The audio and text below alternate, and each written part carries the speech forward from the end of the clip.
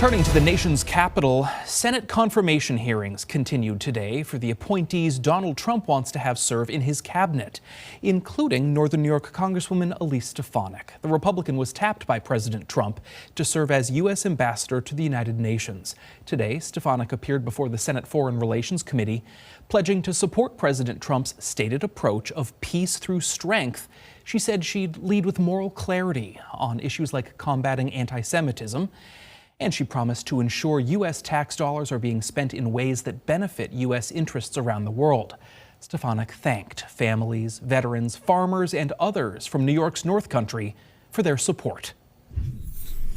I will forever be grateful to my constituents in New York's 21st District for giving me the opportunity to serve them as their voice at the highest levels of Congress. 10 years ago, upstate and North Country voters took a chance on a young, first-time, unknown candidate who very few believed could win.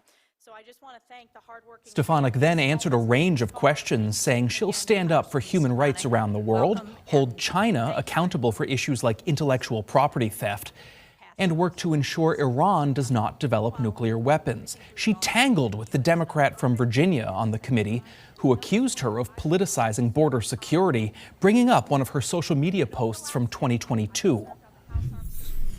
Stefanik tweeted, "Democrats desperately want wide open borders and mass amnesty for illegals, allowing them to vote." I'd like to put that in the record. I wanted to just point out I stand strongly for border security, and that was what the tweet you referenced was related to. And I would point out that in the sector that I represent, the Swanton sector, there was a Border Patrol officer killed in the last 24 hours. Are there any Democratic senators that you think are for open border and mass amnesty? She answered there are, but the senator insisted that is a, quote, fantasy. Senator Kaine went on to criticize House Republicans for killing previous bipartisan Senate legislation on border security. Stefanik answered that stronger approaches are needed, pointing to skyrocketing numbers of unauthorized crossings in the Swanton sector.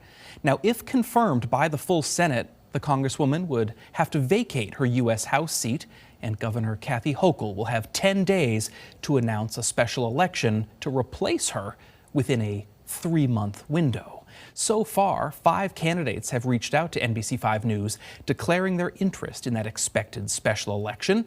They are State Senator Dan Steck and Anthony Constantino, both Republicans, and Democrat Paula Collins, who lost to Stefanik in November, as well as Democrats Stephen Holden and Rod Driscoll.